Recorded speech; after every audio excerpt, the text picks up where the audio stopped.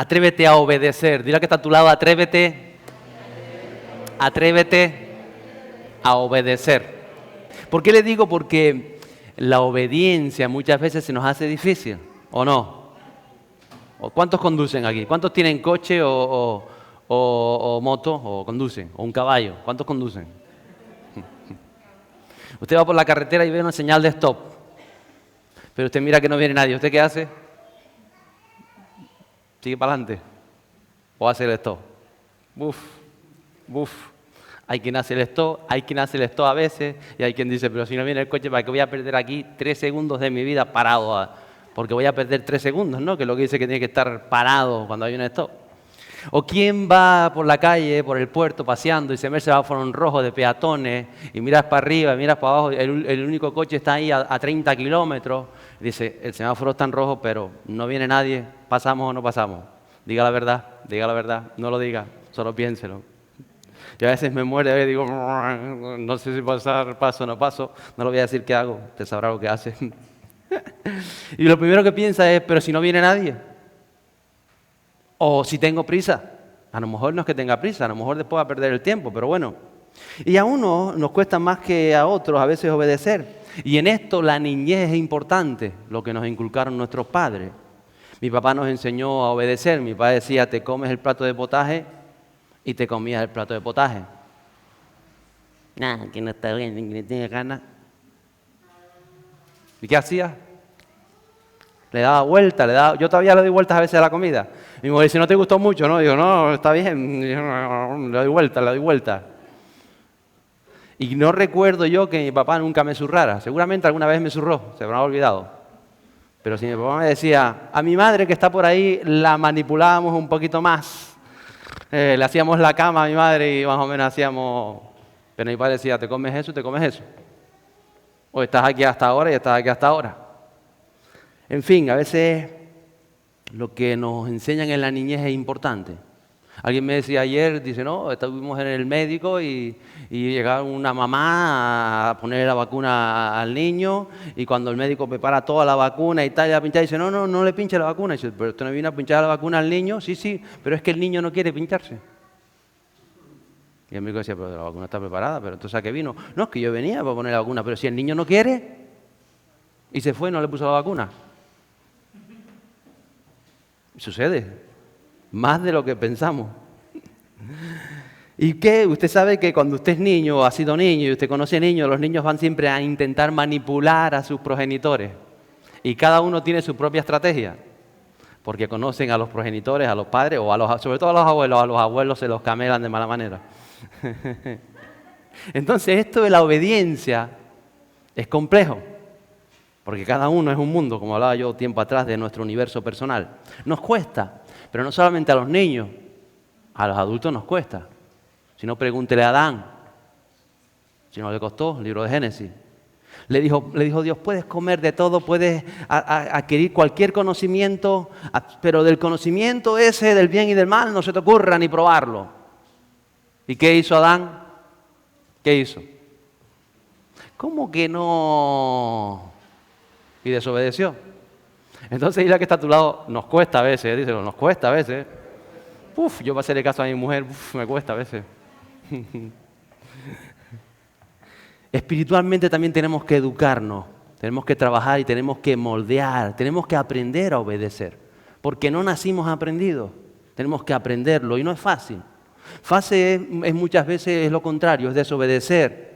Fácil es a veces hacer lo que siento, llevarme por mis emociones, o lo que quiero, o lo que me gusta, o lo que me resulta cómodo. Eso muchas veces es lo fácil.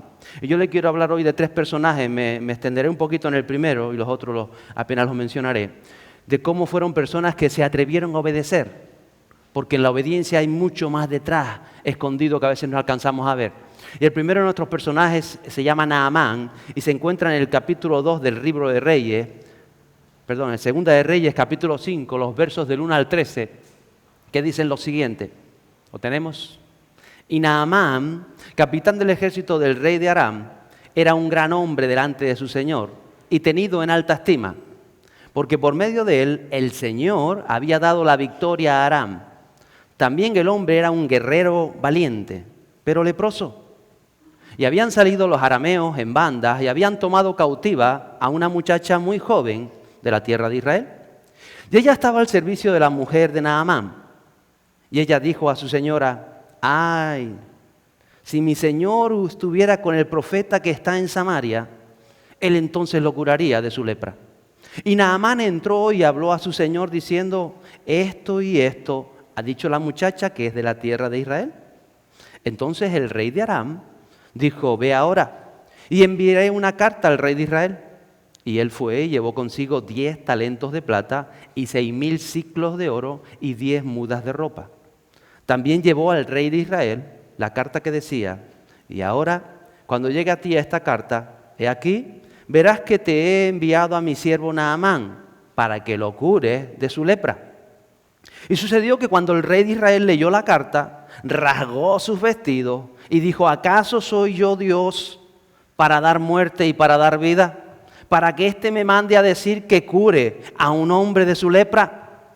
Pero considerad ahora, dijo el rey, y ved cómo busca pleito conmigo. Al oír Eliseo, el hombre de Dios, que el rey de Israel se había rasgado sus vestidos, envió aviso al rey diciendo: ¿por qué has rasgado tus vestidos? Que venga él a mí ahora y sabrá que hay profeta en Israel. Vino pues Naamán con sus caballos y con su carro y se paró a la entrada de la casa de Eliseo. Y Eliseo le envió un mensajero diciendo: ve y lávate en el Jordán 7 veces y tu carne se te restaurará y quedarás limpio. Pero Naamán se enojó y se iba diciendo: he aquí, yo pensé, seguramente él vendrá a mí y se detendrá e invocará el nombre de su Dios y moverá su mano sobre la parte enferma y curará la lepra. Y dice él: ¿no son el Habaná y el Farfar ríos de Damasco mejor que todas las aguas de Israel? ¿No pudiera yo lavarme en ellos y ser limpio? Y dio la vuelta y se fue mosqueado como enfurecido.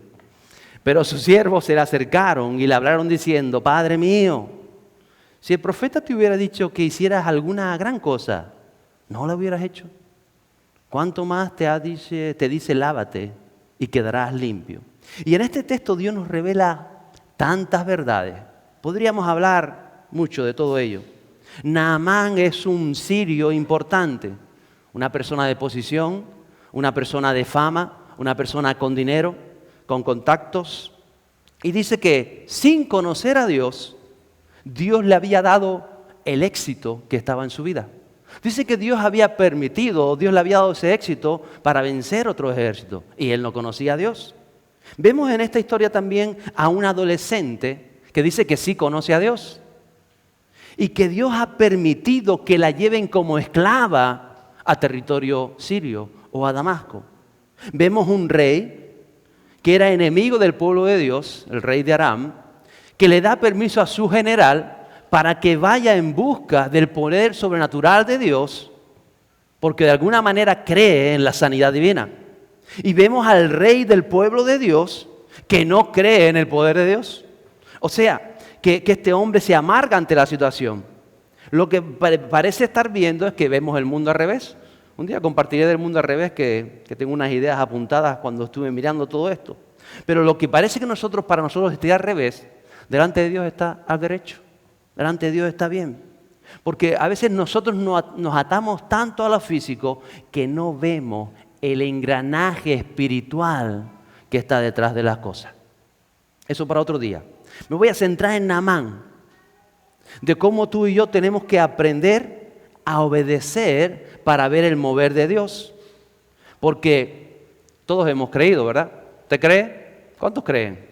Naamán creía en la sanidad divina. Y Naamán lo tiene todo en la vida. Bienestar, familia, éxito. Tenía un siervo, esclavos, pero le faltaba una vida en abundancia. Le estaba faltando algo. Y de alguna manera ya Naamán lo había probado todo. La medicina, el positivismo, quizás la meditación, la religión, porque había muchos dioses y había estado clamando a todos esos dioses. Pero de pronto alguien le da una palabra, y no le da la palabra el médico universitario, o el alcalde del pueblo, o uno de tus generales o de sus sargentos. No, la esclava que tiene en la casa, que servía a la esposa de Naamán, le da una palabra de fe, una palabra de aliento. Una esclava le da esa palabra y le habla de un Dios grande y de un Dios sanador. Podríamos pensar, o Naamán, si una persona de intelecto, una persona de razón, una persona de estudios o de posición, él podría pensar, si es tan grande tu Dios que puede sanar mi lepra, ¿por qué permitió que tú fueras mi esclava? ¿Podía haber dicho eso? Y yo creo que de alguna manera lo pensaría, pero esta joven diría, ¿Dios sabe todas las cosas? Le diría a Naamán, yo le cuento esto porque amo a su esposa, la estoy sirviendo y la aprecio. Y en otras palabras, yo sé quién es Dios. Yo tengo intimidad con Dios, yo sé quién soy. Dios me tiene aquí en su casa por alguna razón. Y quizás sea esta, que usted tenga un contacto con el Dios verdadero. Así que no se preocupe que yo sea esclava. Yo estoy aquí bien. Y usted ve que la mano de Dios está sobre mi vida. Pero a usted le falta lo que yo tengo. Y no es precisamente la libertad. Es el toque de Dios. Aquella joven le da seguridad a Naamán. La forma de hablar que tiene, teniendo esas cosas tan claras en su vida, lo que hace es que inyecta fe en la vida de Naamán. Por eso tú eres importante. Por eso es importante lo que transmitimos en la atmósfera espiritual, de allí donde nos movemos, con qué claridad hacemos las cosas, con qué identidad, con qué firmeza, con qué revelación de Dios damos una palabra. Todo esto es importante y esta mujer, esta jovencita la llama, le da esperanza, pero no le dice, yo voy a orar por ti, Naamán, y vas, no. Le dice, Naamán, vas a tener que hacer algo. Vas a tener que ir al profeta de Dios que está en Samaria, la capital de Israel. Si lo conocieras, si tú lo vieras, vas a tener que ir. Y Naamán, entusiasmado, pide permiso al rey. Hablábamos la semana pasada de autoridades. Pide permiso luego al rey de Israel y al final termina delante de la casa del profeta. Naamán, antes de salir, prepara regalos. Él piensa que tendrá que pagar por los servicios prestados y él piensa como se piensa. Hoy en día todo tiene un precio. No hay nada gratis, todo tiene un precio. Yo sé que a veces la gente dice la salvación es gratis. No, la salvación no es gratis, ni la sanidad tampoco es gratis. Jesús pagó por tu salvación y Jesús pagó por tu sanidad. A ti no te van a cobrar, alguien pagó por ella. El valor más grande que se puede pagar, el precio del Mesías, el único que pasó por esta vida sin cometer pecado. Y entonces este hombre Naamán hace un recorrido y él dice, voy a tener que ir personalmente a ese lugar, porque esto es personal. Lo que tiene que ver con Dios es personal. Y este hombre, la forma de hablar y cómo se dirige, él usa palabras del reino de Dios, su vocabulario es del reino de Dios, sin conocer a Dios. Y hay fe en su corazón, y hay determinación por obedecer, y va. Pero hay algo en su corazón que Dios quiere tratar, porque a veces nos pasa a nosotros, tenemos fe, venimos a la iglesia, hacemos cosas, pero Dios quiere tratar, diga conmigo, el corazón. ¿Qué quiere tratar Dios? Diga, nuestro corazón. Nuestro corazón, amigo, muy bien. Mateo sabe, Dios quiere tratar nuestro corazón.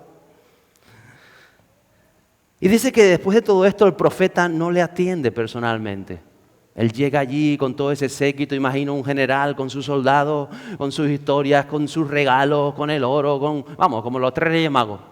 Con el oro, con la plata y con todo aquello. Y dice que llega allí y se ve que Naamán parece muy educado, con fe para ir, pide permisos, prepara ofrenda. Pero cuando llega delante de la casa del profeta Eliseo y él espera que el profeta salga y la atienda, el profeta dice que no se levanta de donde está. Le manda al siervo que tenía allí, al ayudante, y dice, vete y dile que se bañe 7 veces en el Jordán y va a ser sano. Y sale el ayudante para afuera y dice, mire, ¿qué dice mi señor? Que vaya usted al río Jordán, que se zambulla 7 meses y usted va a quedar sano de su lepra. Y se mete otra vez para la casa. ¿Se imagina la idea? ¿Se imagina qué ridículo ante todas sus tropas? No haya atendido nunca así a Naamán. Naamán es el victorioso, el Alejandro Magno de su tiempo. ¿Quién lo ha atendido así?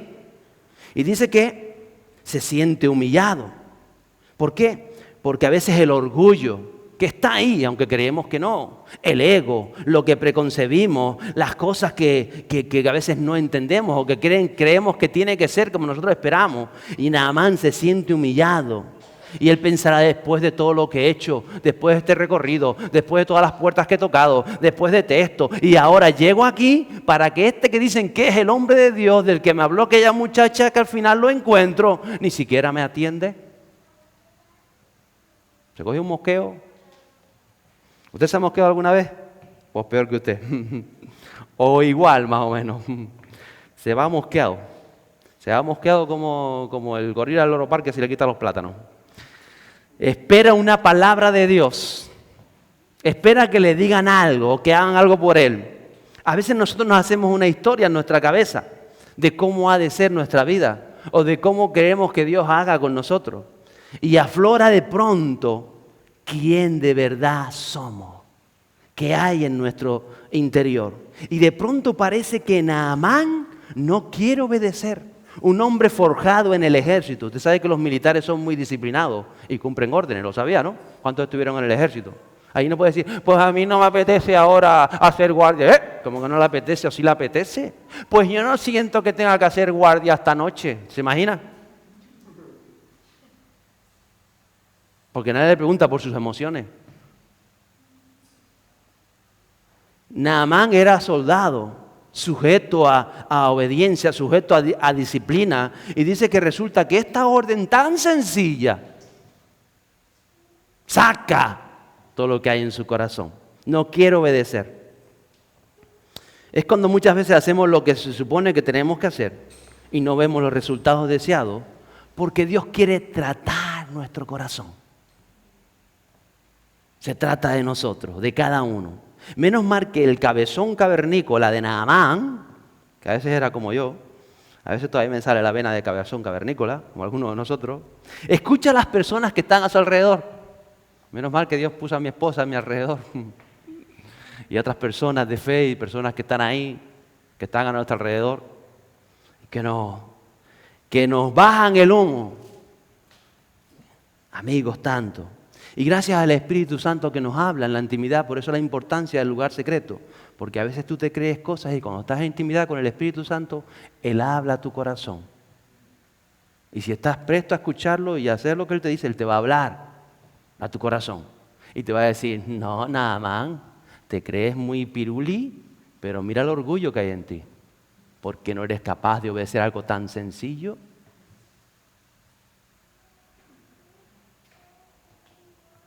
Es en la intimidad con Él donde se revela verdaderamente quiénes somos. A veces el orgullo, a veces la soberbia, la necedad, el ego y todo aquello que impide que Dios se manifieste en mi vida y a través de nuestras vidas. De eso se trata. Dios intentando tratar nuestro corazón. Entonces Naamán se atreve a obedecer porque él se siente humillado. Él se siente que lo han desprestigiado encima delante de sus tropas. No. Él tiene que rendirse. Él tiene que decir, baja Damián, sube Espíritu Santo. Diga conmigo, baja, diga su nombre, diga baja, sube Espíritu Santo. Algunos se echan las manos a la cabeza, lo sé.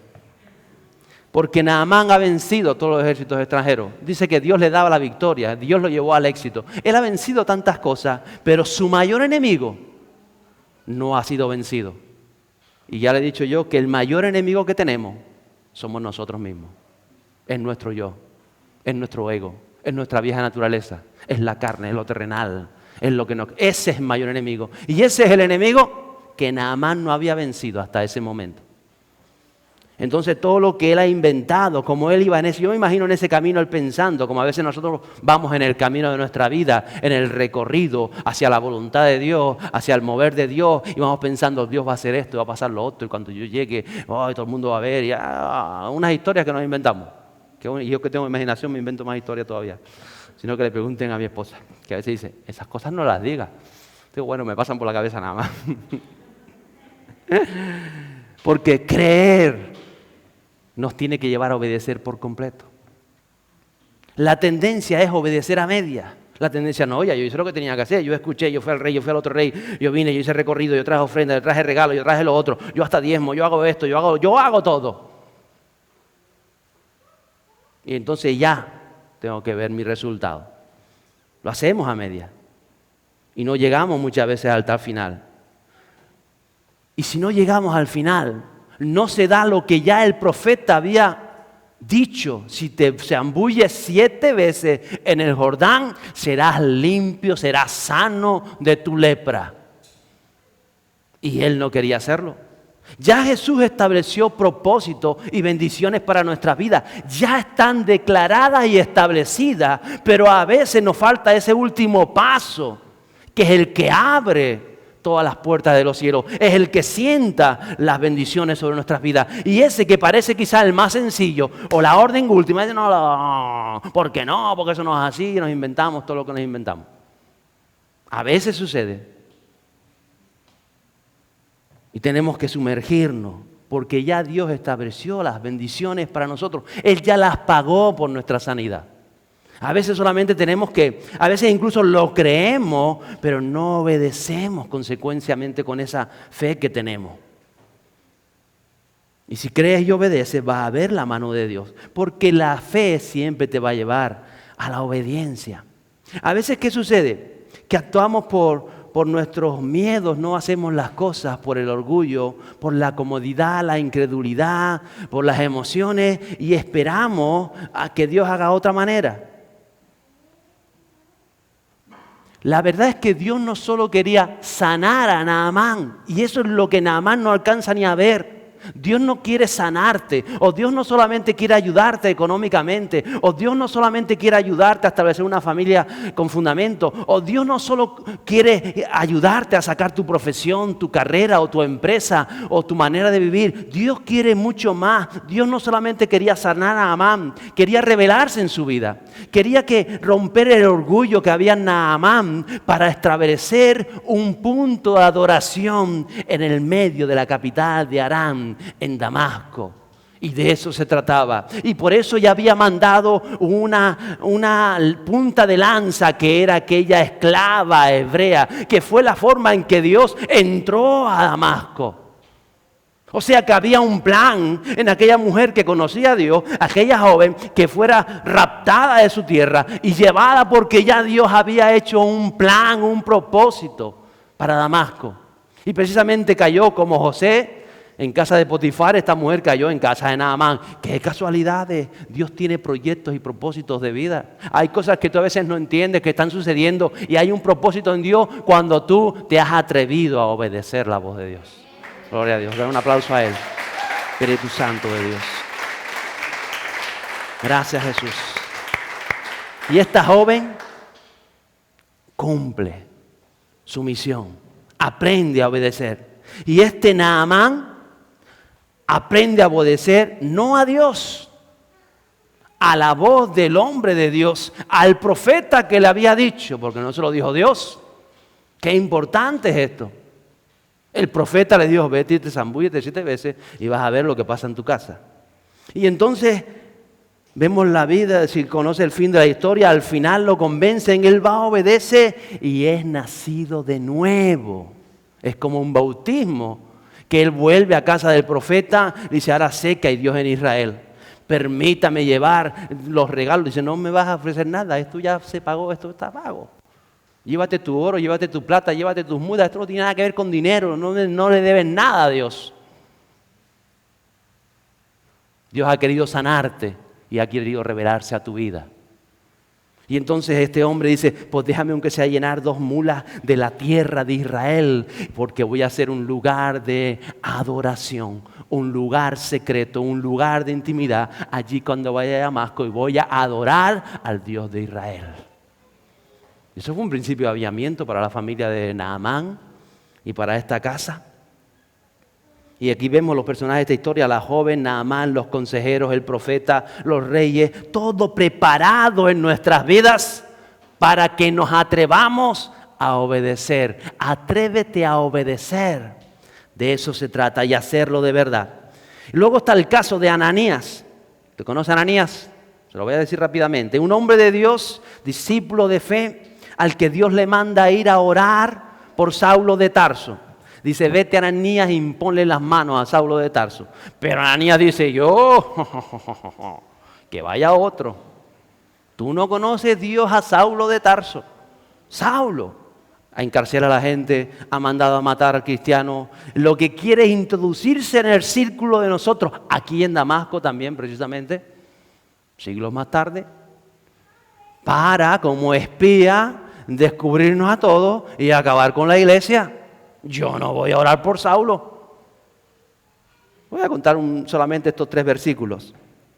Hechos 9, del 13 al 15. Dice, pero Ananías respondió, Señor, he oído de muchos acerca de este hombre.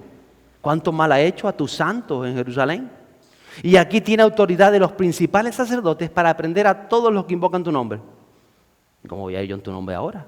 Pero el Señor le dijo, ve, porque Él me es un instrumento escogido para llevar mi nombre en presencia de los gentiles, de los reyes y de los hijos de Israel. Mire, el miedo estaba impidiendo que Ananías obedeciera la voz de Dios. Ananías podía haber dicho, yo mejor oro desde casa. Yo oro desde aquí, desde casa. Oh, Señor, yo oro por Saulo. ¿O no? ¿Cuántas veces la vergüenza, las dudas, el qué dirán, nuestros pensamientos, las emociones, los anhelos nos impiden de verdad obedecer? Pero tenemos que atrevernos a obedecer. Esto es ser valiente.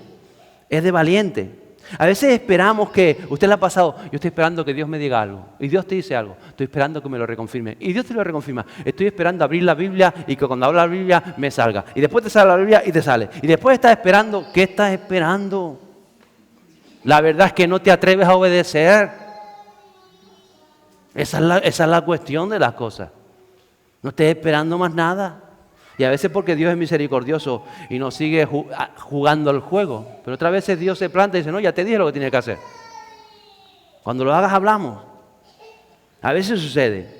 Entonces cuando tú tienes una relación con el Espíritu Santo, Él te va a decir, Él te va a guiar. Y solo tenemos que atrevernos a obedecer. Puede que como Ananías después tú hables con Dios, no, en tu lugar de intimidad le dice Dios, pero tú conoces a Saulo, porque a veces viene la duda, a veces viene el temor, el miedo, a veces vienen cosas, entonces podemos hablar con Dios, pero no vamos a convencer a Dios, que es lo que a veces pretendemos hacer.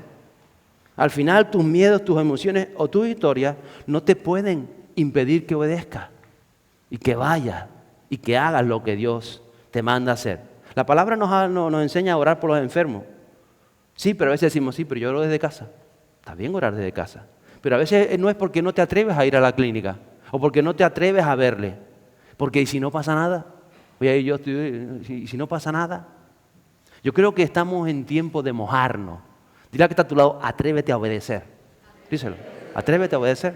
Estamos en tiempo de mojarnos de verdad. Ya les digo, Ananías no oró desde la casa porque Dios tenía que ser glorificado. Y porque había mucho más, además había una sanidad, había una dirección para la vida de Saulo, que no le dijo a Ananías lo que tenía que decirle, pero en ese momento cuando él impone su mano, Ananías recibe la palabra para Saulo, aparte de la sanidad.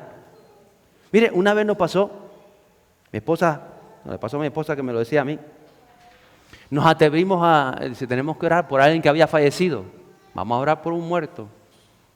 Lo fácil, lo cómodo, decir, vale.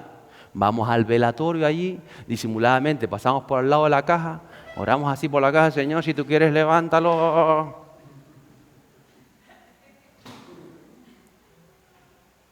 Porque si no pasa nada, qué feo, ¿no?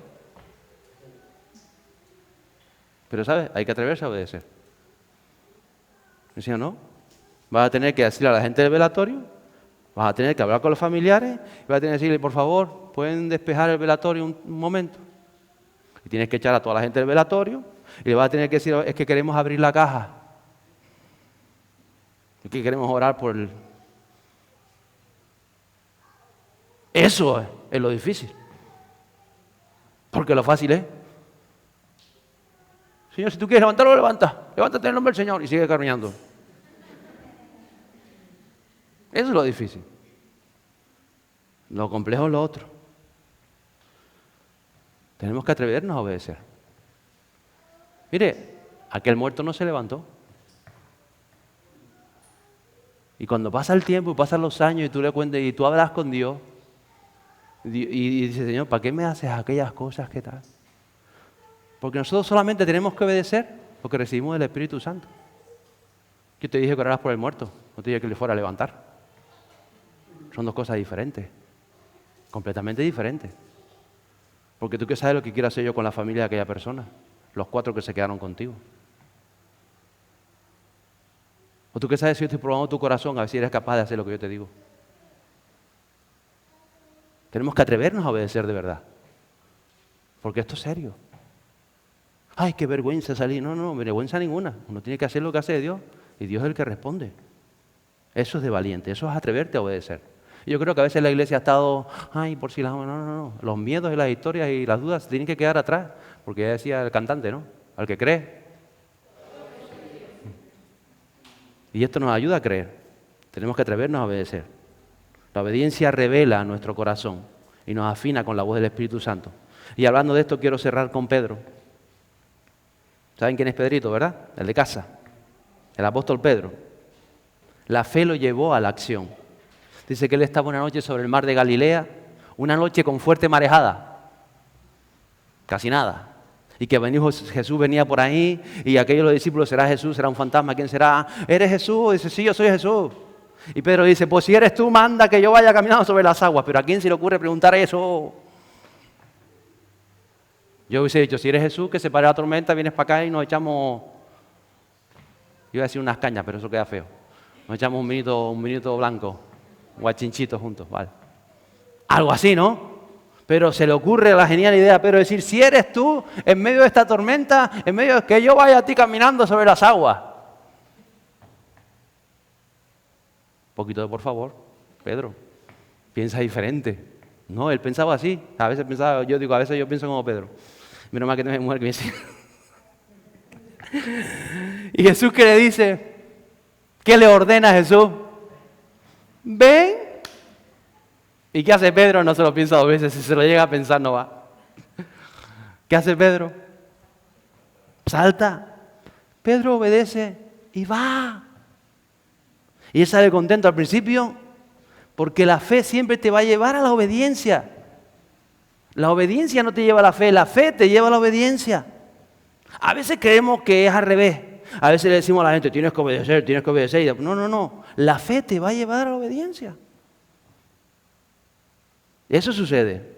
Y cuando va avanzando, dice que Pedro, los problemas, el agua, el frío, el oleaje, la soledad, el alejarte de la barca o de la zona de confort, a medida que te vas alejando de la zona de seguridad, dices, a la barca me queda lejos, la zona de confort está un poquito lejos, Jesús no llego, y estás ahí a medio camino y empiezas a dudar. Pues tenemos derecho a dudar también. Pero Él nunca te va a dejar hundir cuando tú estás actuando en obediencia. Pueden cambiar las situaciones, pueden cambiar muchas cosas, puedes ver cosas alrededor, pero cuando tú estás actuando en obediencia, nunca te vas a hundir.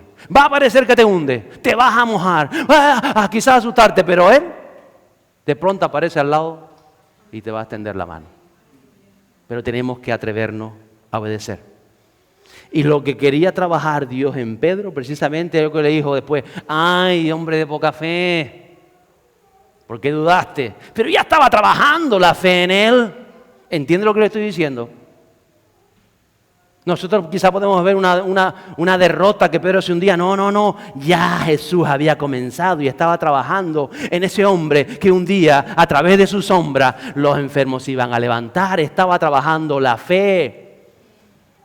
Así que como decía aquí Samuel Cano, no te asustes a veces cuando te caigas. Levántate porque Dios está trabajando en nuestro corazón para tratar de formar todo aquello que Él quiere hacer en nosotros.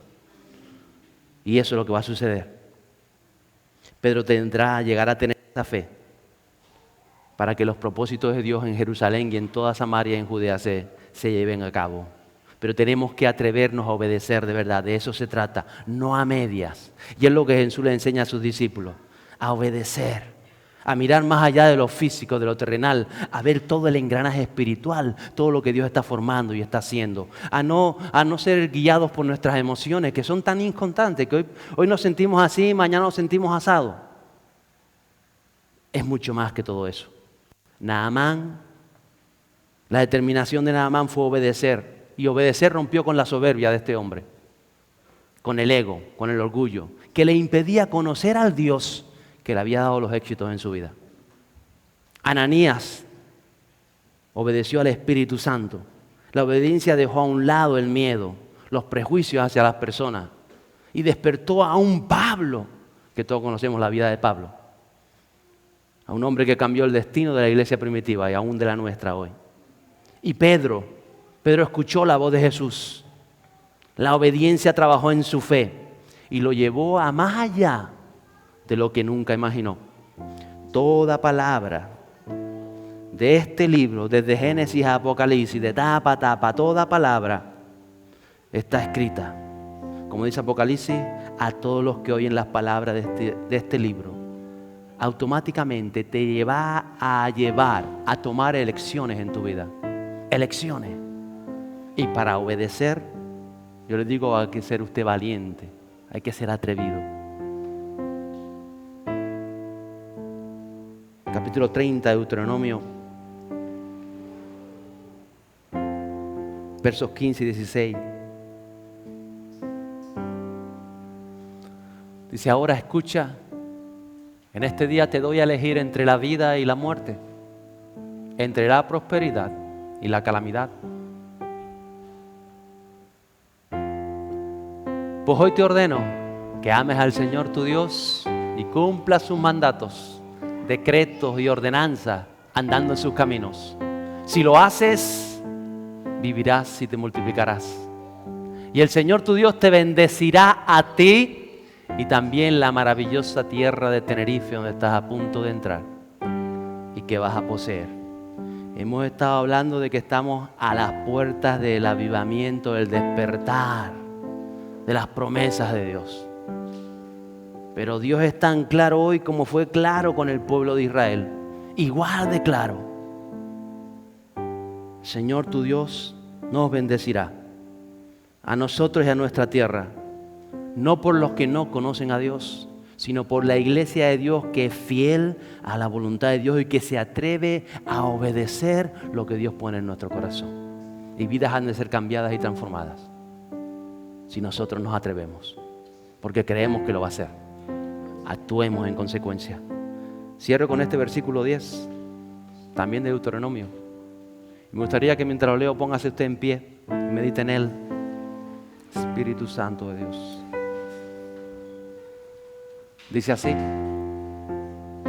el Señor tu Dios te deleitará en ti si obedeces su voz y cumples los mandatos y los decretos escritos en este libro de instrucción.